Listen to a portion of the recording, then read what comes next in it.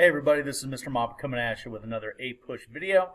This time we're taking a look at topic 7.4, the progressives. Now, when we talk about the progressives, we're talking about a group of Americans, mostly white, middle-class, urban Americans at the turn of the 20th century that are noticing a whole plethora of problems in American society, from corrupt government to unsafe workplaces to issues with lack of women's suffrage, alcohol, monopolies, you name it, and trying to use and here's the catch, using the power of the government to try to solve these problems. Now, previously we've looked at how, individuals, such as muckrakers like, say, Sinclair or Tarbell are going to be playing a role as individuals to try to bring attention to the problems of society.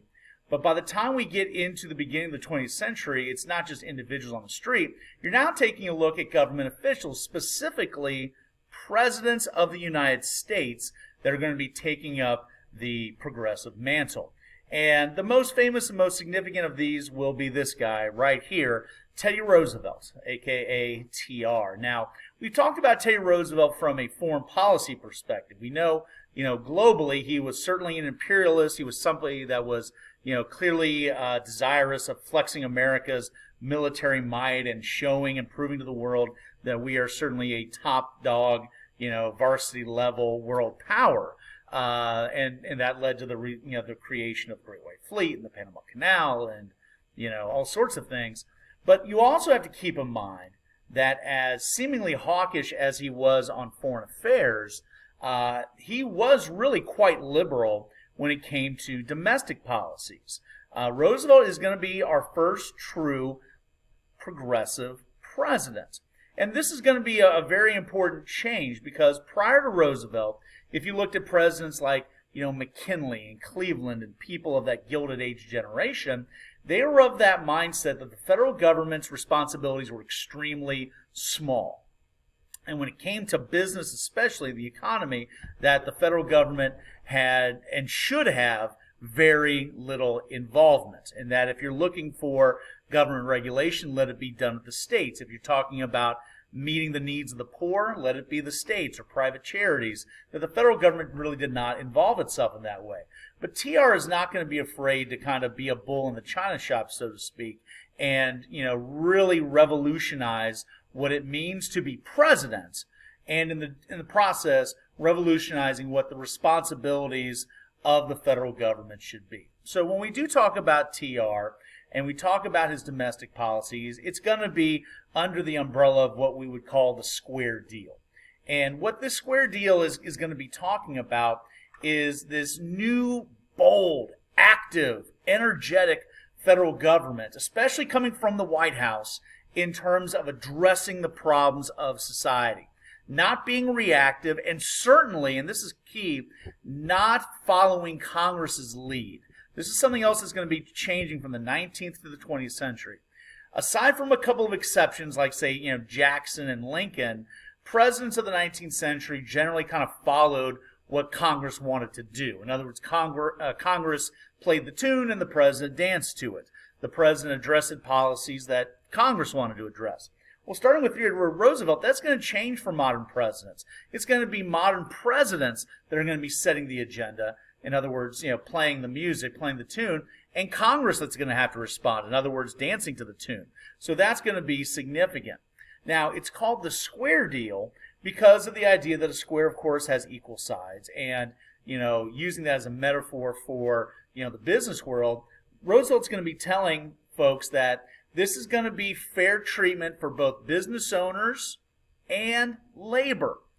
Previously, that was certainly not the case. Previously, when the government did get involved in matters of the economy, it was always to the benefit of business owners. We saw, the use of presidential power to strike down the Great Railroad Strike of 1877, injunctions used to shut down the Pullman Strike in 1894. But now you're talking about a president that's saying, hey, I want to put labor on the same platform as we do business owners, and so that everybody is treated fairly, squarely. And note, that doesn't mean that he is in the pocket of business owners nor in the pockets of unions. He's going to be this independent voice. And that's going to be significant because Roosevelt's going to be the first president to be willing to use what we call arbitration power. An arbitrator is somebody that's an independent third party that is brought in to mediate when two different sides can't come to an agreement. And if you're talking about matters of business owners and labor unions not being able to work out a contract deal, the president is going to insert himself as that independent arbitrator. And in situations where, like with the coal miner strike in Pennsylvania in 1902, when you saw business owners kind of scoff and go, no, we're not going to listen to the president as a mediator in this contract negotiation process, Roosevelt's not going to be afraid to say, listen, if you don't let me mediate this, and since you folks clearly cannot resolve this on your own, if you don't let me mediate this, I'm going to use federal authority to nationalize the coal mines. And nationalize means government takeover. Now, for a nation that had prided itself historically on laissez-faire policies where the government sits on the sidelines and lets the business world kind of run itself, the idea that a president is now threatening government takeover of entire industries, boy, have times changed and changed dramatically.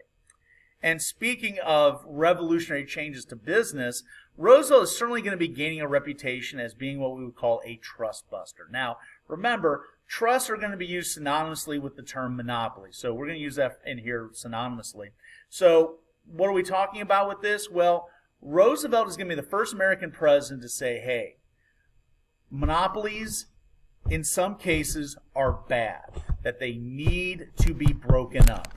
And even if they're not necessarily bad and need to be broken up, they certainly need to be regulated by the government. In other words, they need to follow certain rules. We see evidence of this when the Supreme Court is going to rule in the Northern Securities Company that rail line is going to that railroad monopoly is going to have to be broken up, and Roosevelt's going to be enforcing that. Previous presidents may not have sided with the court and may have just kind of ignored the court, but Roosevelt's going to be in full-throated support of it, sending the message once again that monopolies, trust, you are not just going to have free reign and do whatever you want in the economy anymore. In fact, Roosevelt's going to be describing trusts as categorizing them into two groups, those that he calls good trusts and those that he calls bad trusts. A good trust is a monopoly that does benefit society, is able to, for example, innovate with new technology. And if it's one of those kinds of good monopolies, good trusts, well, they can exist, but they have to be regulated by the government. There's rules they're going to have to follow. But if you are a quote-unquote bad trust and you simply exist to be able to drive out competitors and artificially raise prices on consumers due to lack of competition, well, then Roosevelt has no time for you. And he's going to use the power of the federal government to just outlaw you out of existence. Once again, this is pretty revolutionary stuff. Just a couple years ago, a president never would have dreamed of using that kind of authority to have influence over the economy. Now, with Theodore Roosevelt, you have a new cowboy in town, so to speak, a new sheriff in town that's going to be changing things quite a bit. So from a business owner's perspective, Roosevelt is certainly going to be viewed as a threat. And if that was not already the case, take a look at what he's going to do with other aspects of the railroad industry. We've already talked about how the Interstate Commerce Commission was created in the late 1800s as an attempt to, in part, regulate the railroad industry. Now, the initial, iteration of the ICC is going to have, in reality, very limited powers, lots of loopholes to get around ICC decisions and stuff like that. So, in reality, the ICC had never really done anything to really crack down on abuse of railroads. Well, now, with new legislation that's going to be passed through the direction of President Roosevelt, like the Elkins Act and the Hepburn Act, now you're going to see the ICC with more teeth. Now more authority, more of an ability to crack down on what railroads are doing, to actually truly get rid of the rebates that are being used to favor monopolies at the expense of mom and pop businesses and farms, to try to break down these monopolies that existed in the railroad industry. Now, note, the actions of Roosevelt are not going to be simply to try to, put a clamp on, runaway trusts and things like that. A lot of what Roosevelt's trying to do is just straight up consumer protection. You may recall, previously how Upton Sinclair's work, The Jungle, is going to be, showing the abuses in the slaughterhouses and the meat processing plants in America. And then also, of course, showing the disgusting ways that the sausage and other processed meats are going to be made and then sold to consumers. Certainly opening them up to great illness. Well, remember, Sinclair writes The Jungle in such a graphic way that it's designed to, hit you right in the stomach and gross you out. And that's sure as heck what happened with Roosevelt when he did read The Jungle.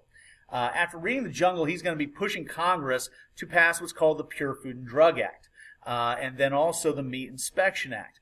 What the Meat Inspection Act does is create very strict, stringent rules on how meat is to be processed and sold in the United States. In other words, mandating federal levels of sanitary cleanliness, how that meat is to be sold. Like, for example, you cannot show the worst side, or you can't hide the worst side of a cut of beef in the packaging, things like that. And then the Pure Food and Drug Act is going to be pivotal in, giving consumers more information to make smart decisions on what they want to buy. Remember, previous to this, people bought patent medicines. If they had a cough or a sore throat, they didn't know what was in those medicines. A lot of times you had things like high levels of alcohol or opium in it, to give you a sense of, ooh, this is working. I can feel it. I'm a little groggy. Or they could even put things like bleach in it or lye in it to give you a sense of, ooh, there's a kick to it, but it's actually making things worse. There were many folks that ended up becoming drug addicts by purchasing what they thought was medicine. So that's just one example.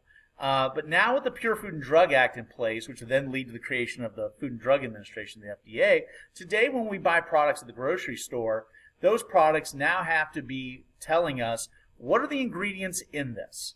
And note, not just what the ingredients are, but the order of abundance. In other words, if you look at the list of ingredients, it tells you what it is mostly, a plurality of it, more than anything else.